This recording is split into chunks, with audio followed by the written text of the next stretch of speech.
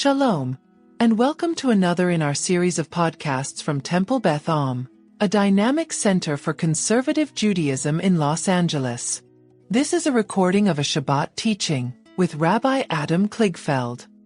You don't always get a V'zot HaBracha Shabbat afternoon. It depends on how the calendar goes. So it's a parsha that gets a lot of ritual attention because it's read on Simchat Torah, evening and morning. But it doesn't always get a lot of study attention because we're focused on the holidays, not the parsha this time of year. But this is a Shabbat of V'zot HaBracha because we're going to be reading it on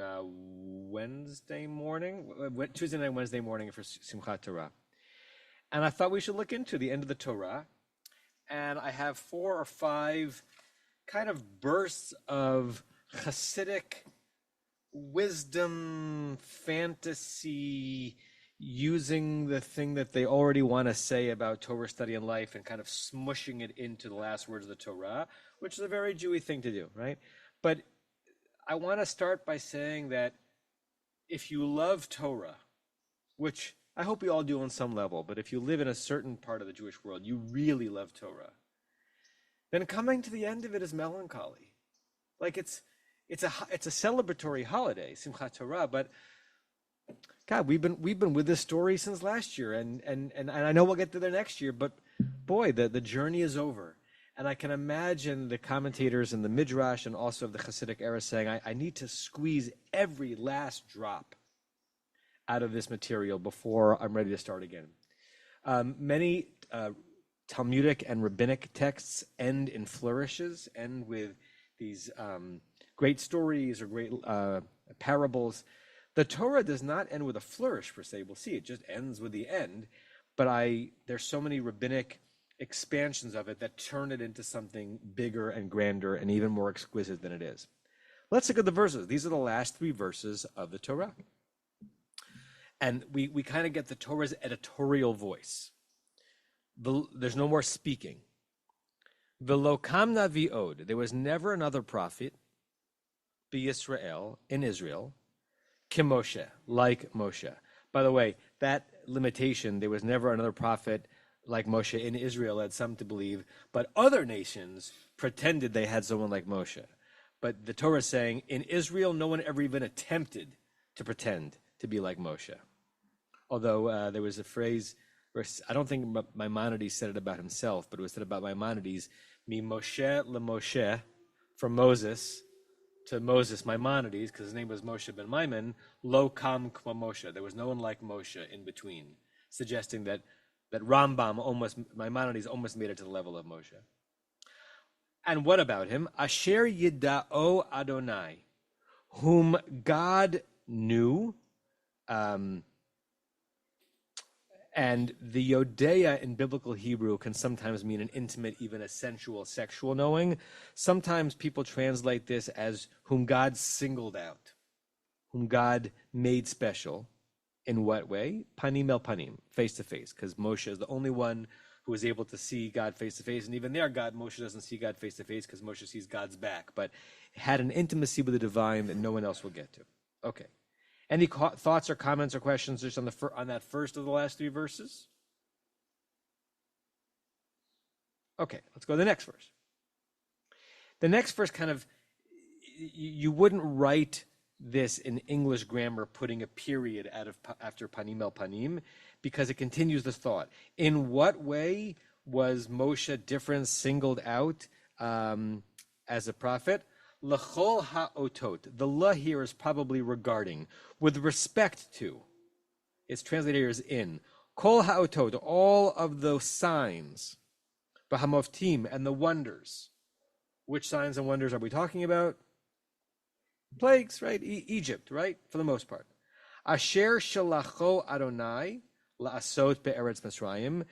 It's, again, hard to translate into English, but something like, with which God dispatched him to manifest in the land of Egypt, lefaro, to Pharaoh, ulachol avadav, and to all of Pharaoh's servants, ulachol artso, the whole land. So it's continuing the thought. There was never a prophet like Moshe, that very same Moshe, through all of these signs and wonders that God did.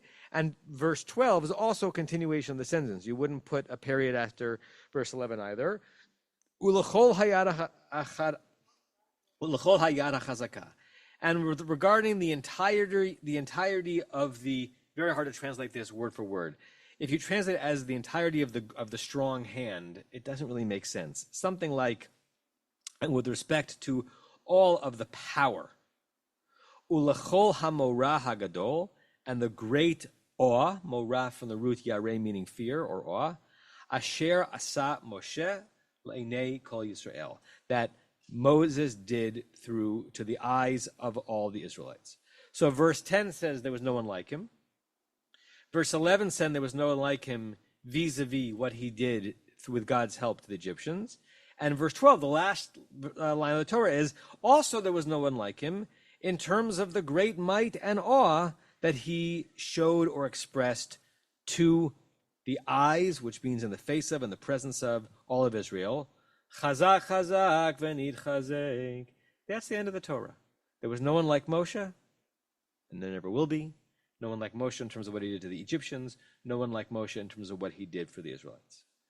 If it's been a while since you slowly read the last words of the Torah, what's a takeaway? What's the impact these words have, if any?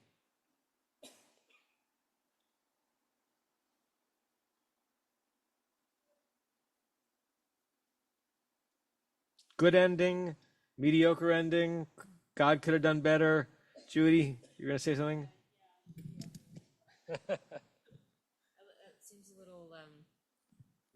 It seems a little underwhelming. Like a bit of like an anti-crescendo, right? An anti-climax. Like there was no one like Moses, then it just kind of ends. Yeah. Remember all those things Moses did? End. Okay. Anyone else? How do those verses live for you? Irv, take the microphone. I'm a big Moses fan. Okay, good to know. Moses, remember Pharaoh was like godlike, 400 years of slavery, he freed him. There would be nothing without Moshe. So I don't think it's anticlimactic. I think it's the way it should end. So so you're reading it differently than Judy, that we're ending on the great triumphs of this inimitable leader who vanquished Pharaoh and made quite an impression on the Israelites, right? Because if Moshe had vanquished Pharaoh, but not made an impression on the Israelites, then they may not have followed him in the desert, right? So maybe it's exactly saying that this is the highest praise you can give a leader. He defeated the enemy and got followers, and the proof is that we're still reading it. Barry, put your hand up. Yeah, I think the Brian. The anticlimax is a bit of a point. The tradition teaches us that Moses' mother is Yocheved, but that's not actually a part of Torah. So Moses could have come out of nowhere. And I find that to be a bit more poetic than Moses was this descendant of this great lineage. So ending with this, there never arose another prophet like Moses, could either be Moses himself writing, there's never going to be anyone like me, which, okay, fine. Or it could, in all humility, let's just be honest, there'll be never another one like me, yeah? Or it could just be a quiet end to a life well lived. Yeah. The same way Moses came out of nothing, he returns to nothing in the steppes of Moab. Yeah, good. I mean, if you think about it, is there any eulogy or epitaph that's not anticlimactic on some level, no matter how long or great a life lived? At some point, the eulogy hits 1,500 words and it's over. And Yehi Zichro Baruch. And we had the unveiling for my father in August, and you've all confronted this on some level. You know it's going to be that way, but to see someone's name in stone, that's what it's reduced to. He's there. He lived. Now it's on to the next thing. So maybe you're saying, Brian, that Moshe's life ends like all of our lives are going to end, which doesn't undo the greatness that he did, but then it's just over. Yeah. You're going to say something, Bobby? Hand the microphone down. This is somewhat of a half-baked thought, but I'm thinking of the the 13 principles of faith and how there's a handful that attribute to Moshe and also to receiving the Torah, and how we won't receive another Torah and there's nobody else like Moshe. And I feel like that is an echo of this, in that if somebody who is not Torah observant or is not Jewish is reading this, and they read from Bereshit from the very beginning all the way to the end, and you're basically trying to, shop what is the ultimate word of truth with a capital T, and you're like, okay, well, let me see what's got the best quality and quantity and durability and like everything. It's got all the 5 stars on everything.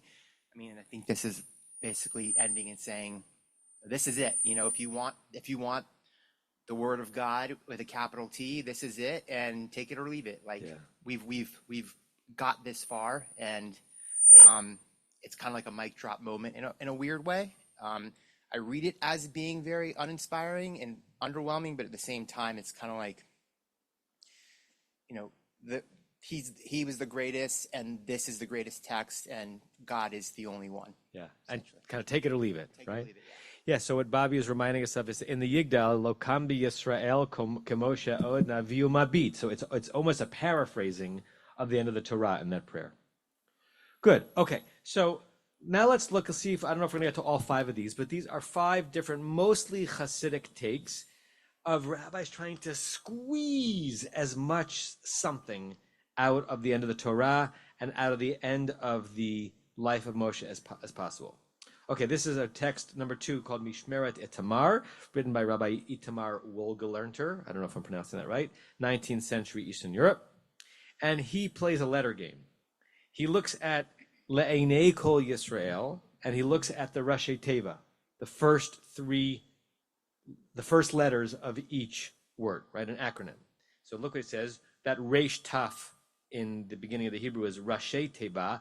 The beginnings of the words of Le'enei Kol Yisrael. Heim Rashi Tevot is the exact same 3 letters, not in the same order, so it doesn't work that great, of Kohanim, Levi'im, Yisraelim. So a rabbi who's trained to look at every letter and find the patterns, right? He sees this Torah ending, and he can't imagine that it's ending other than on a flourish. And he says those 3 letters, Lamed, Kaf, Yud, if you rearrange them into Kaf, Lamed, Yud, you get to the priests, the Levites, and everybody else. If he were here, I would say to him, Itamar, and therefore, so someone be Itamar's defender from the grave. What could be Rav Itamar's Wohlgelernter's therefore? Whether or not you think the last 3 words of the Torah were written in order to create this acronym, he doesn't think so either. He is extracting something, and therefore, Alan, I think hold the mic in the center. Yeah. I think the impact would be that everyone from all levels saw him, not just the Kohanim or not just the Levites, all of the people saw what he did. Good. So lest you think that Moshe was a leader who only made time for the big donors, right? We won't go there, Rabbi. Hopefully no one would ever make that assumption of any Jewish leader. Kohanim, Levi'im, Yisraelim regarding Moshe. Another way of reading Rabbi Itamar is not just that this is the end of the life of Moshe, but the end of Torah. This text, this trove, this treasure, the society that's going to be built on it in the immediate aftermath is going to be administered by the Kohanim. It's going to be helped by the Levi'im. But who's it for ultimately? All the Yisraelim. I wonder if what Rav Wohlgelernter is saying, that there is a hierarchy in the Jewish peoplehood. Some people are uncomfortable with that, which is why that some communities get rid of Kohen Levi, right? We sort of have and sort of do not have Kohen Levi in our community. We no longer duchen, which I regret because I think it's a beautiful custom. But some people are uncomfortable with the notion of there being hierarchy based on birth, who you happen to be born to. And this might be his way of saying, yeah, hierarchy does matter. You can be sure that in Rabbi Itamar's synagogue, only the Kohen got the first Aliyah and only Levi got the second Aliyah. But the Torah ends with a reminder that Kohen, Levi, and Yisrael combined is what makes the Jewish people strong. Possibly. I don't think he was saying that to say nothing. So it's an interesting game to figure out why he was saying it. Good. Let's look at the next one. Niflaot Chadashot. This is a collection I'd never come across before. No one knows who wrote it. The words Niflaot Chadashot means like new wonders, new amazing things. This is source 3 at the bottom of the first page. On the phrase Asher Asa Moshe Le'enei Kol Yisrael, that Moses did for all of the eyes of Israel, Hapasuk Hacharon, the last verse of the Torah, Mekushar is connected Lepasuk Harishon Shel Torah, to the first verse. Now, he's not just being cute here. What do we read immediately after reading this verse on Simchat Torah? Breshit, right? Ritually speaking, the Torah never ends. We finish the Torah, we begin the Torah, right? So he's saying what we do in shul to go from the end of the book of Deuteronomy to Breshit is actually kind of, it's almost as if you're intended to read through one verse. Asher asa Moshe le'enei kol Yisrael Breshit bara Elohim. And if we put the first 3 words of the Torah appended to the last words of the Torah, you have a different expanded meaning. So he breaks it down. Asher asa Moshe, that which Moses did. Kol Torato shel Moshe, all of his Torah, his teaching. Kol limudo, all of his instruction. Ufu'ulato, all of his deeds. Le'enei kol Yisrael, were done in the eyes of Israel. And then he interpolates. Shekol Yisrael yiru. What was the purpose of all of Moshe's existence? That all of Israel would see with their eyes, be'ayin, what? Ki, that, Breshit bara Elohim et hashamayim et haaretz. The entirety of the Torah is to endow its readers through Moses' inspiration with the understanding, as he explains, sheyesh yotzer, there's one who formed us, v'yesh borei, there's a creator, v'yesh manhig libira, which is a Talmudic way of saying there's someone in charge. Right? Literally, there's a manager or a director of the palace. Right? So he says the Torah does not end. The Torah leads right back to the beginning. Le'enei kol Yisrael. What was it that Moshe was trying to do in the eyes of Israel? To have them know, Breshit bara Elohim et hashamayim et haaretz, that God created the heavens and the earth. We are not alone. Okay, Alan. This is an extension of a fascinating approach of rabbinic midrashim, because they would take the end of one section and something connects it with it to make the change.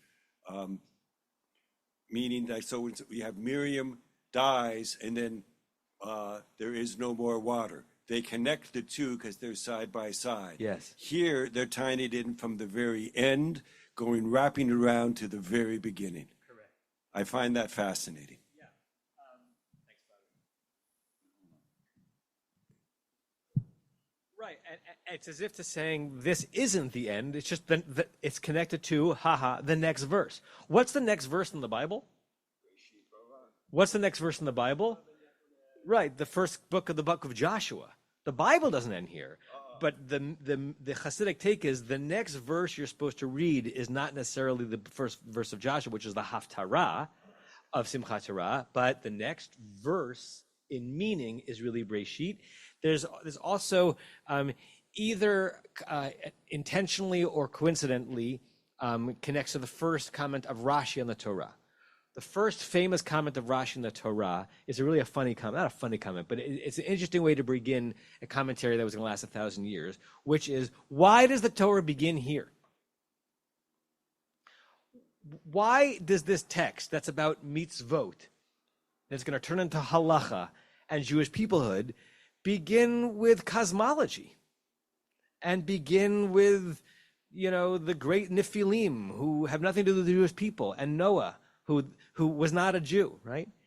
And Rashi's, and why doesn't the Torah begin where Jewish peoplehood begins, with this 12th chapter of Exodus, HaChodesh HaZelechem, where God gives the first commandment to the Jewish people as a people, which is this is a lunar calendar and this is the way you should follow the calendar. And Rashi's answer is, so there should always be an answer to the non-Jews who say, why are you so committed to this God, and why do you think you have a connection to the land, which is, by the way, a very current question. And the answer is not this is going to convince this non-Jewish skeptic, of course, is because the Torah begins to introduce us to the God who created everything, and the God who created everything chose us. Right? Whatever you think of the notion of chosenness, the God who created everything brought us to the land of Israel. And that's an important dogma, right? He's saying something similar. The entirety of Moses' existence is so that you believe that this is not an accident, that you're trying to become a person of faith. Really lovely thing to extract out of that. Okay, turn the page. Rabbi Baruch of Mejbuj, I just like saying Mejbuj, who was an early Hasidic master.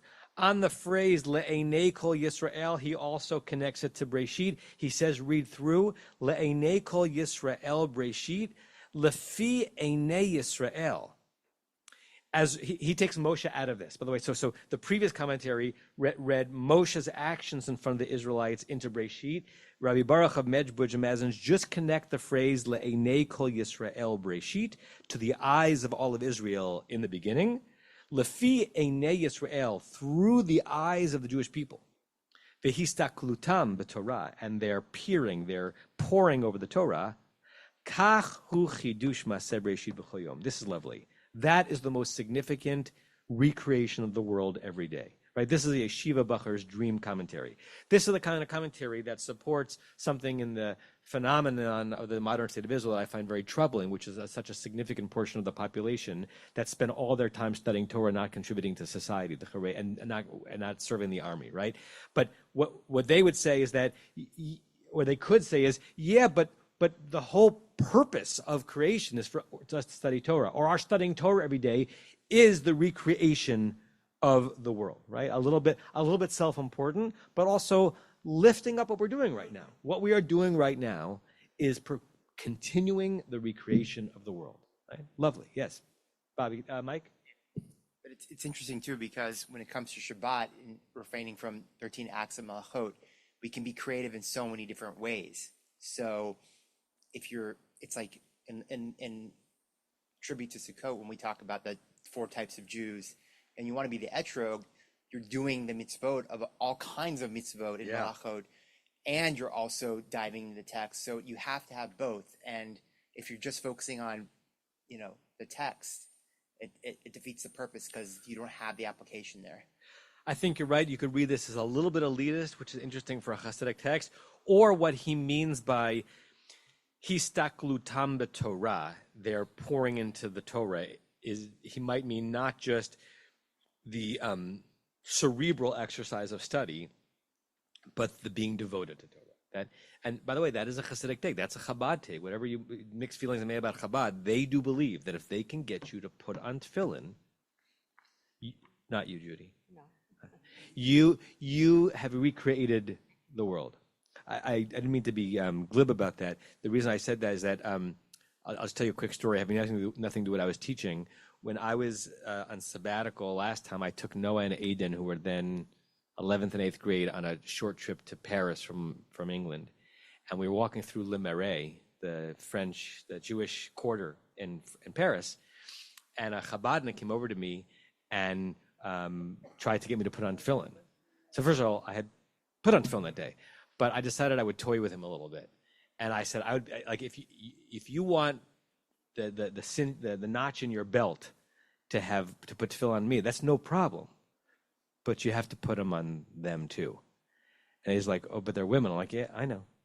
And we had this extended conversation, and he tried to explain to me, why women were prohibited from wearing tefillin, but he didn't know who he was dealing with. And I know the sources, and I know the sources don't say that. And after about 15 minutes, he was like following us, walking down the thing. I actually got him pretty far, and I regret that I didn't let it happen. He said he'd be willing to put the tefillin on them.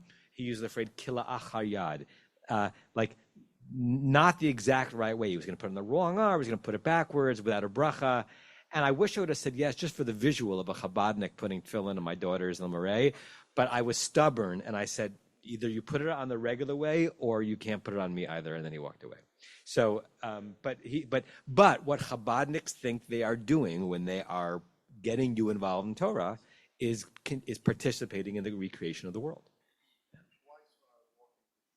Mike, we got to be good to the Zoomers. Twice when I was walking to the shul, a gentleman, obviously a Hasidic gentleman, asked me to make a bracha. And I said, no, I'm on my way. I'm shul. I figured that was enough. If I knew it was going to change the whole world, I would have done it. Yeah. Well, that's what they want to convince you of, and there's something beautiful about that, right? Two more quickly, since we got all the way there. I want to finish. Likutei Ratzba. This is another collection I hadn't come across before. Rabbi Tzvi Elimelech Shapiro of Dynov. Dynov is in south central Poland. I think it's, if you look on the map now, it's Dynow in English letters.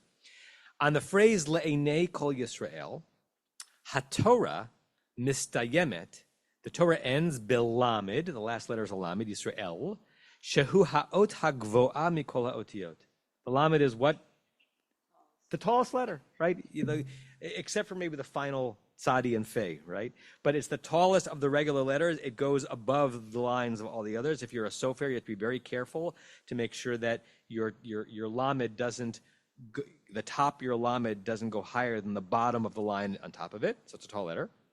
And you can just see where he's going with this. Remes, this hints, Shahalomed Torah. If you study the Torah, which ends in a tall, grand lamed, umekaima, and you fulfill it. There, Bobby, he's doing both, right? If you study it and you fulfill it, he migadalto. The Torah raises you up. Umaramamto, and exalts you. Al kol hamasim. This is a little bit, again, elitist. You're better than all the other creations.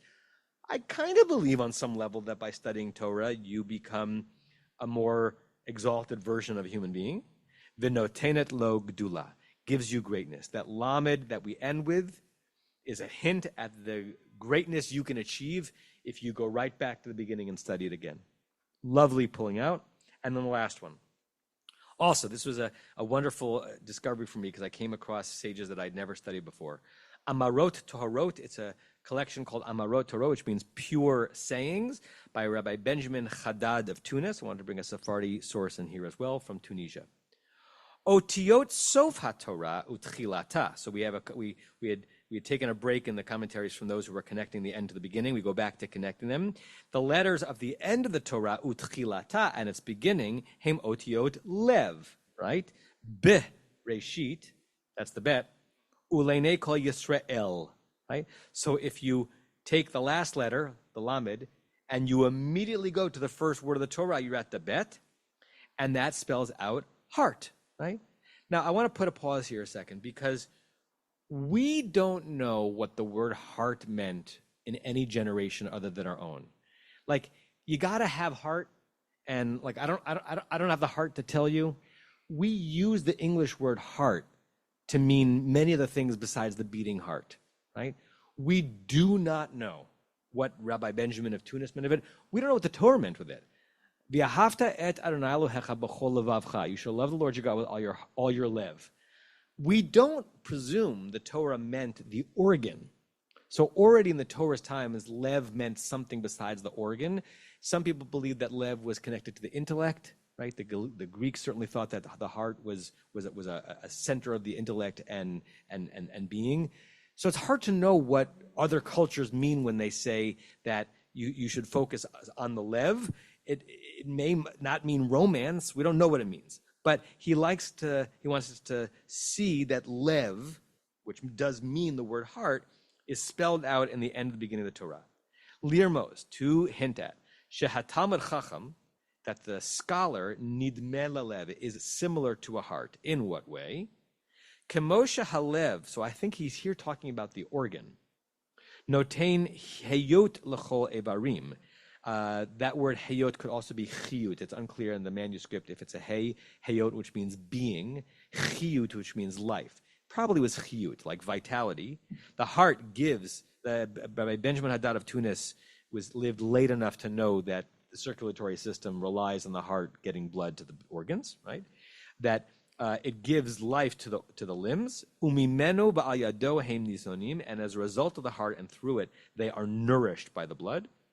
Kachat tzadik, a righteous Talmid Chacham is similarly. Kamosha Amru Chazal, like the sages said. This is an interesting quote. There's a series of stories about a eccentric Torah-loving sage called Rabbi Hanina ben Dosa, who traveled the world like a traveling Torah salesman and sold the Torah and its ideas to everybody. And God says in the Talmud regarding Hanina ben Dosa, Kol ha'olam nizon, the entire world is fed or nourished, bishvil Hanina b'ni, because of Hanina, my son, right? Not my son like Jesus, as if Hanina is mine. So a tzaddik nourishes the world.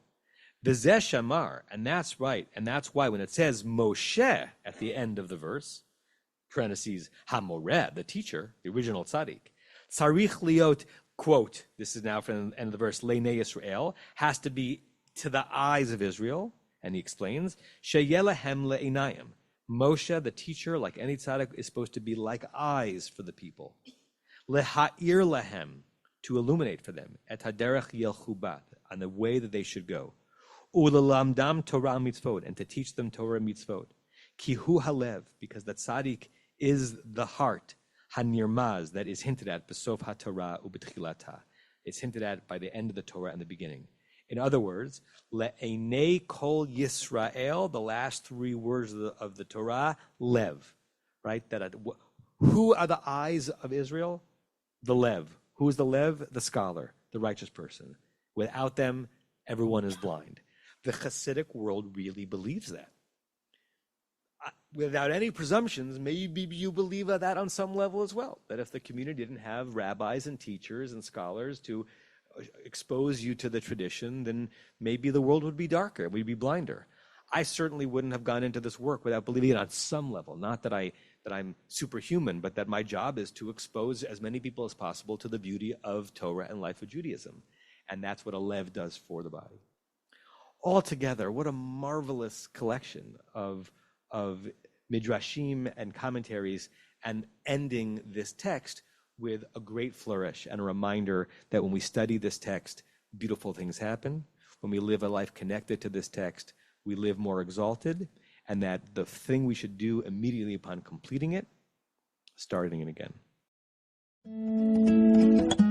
You've been listening to another in our series of podcasts from Temple Beth Am, a dynamic center for conservative Judaism in Los Angeles.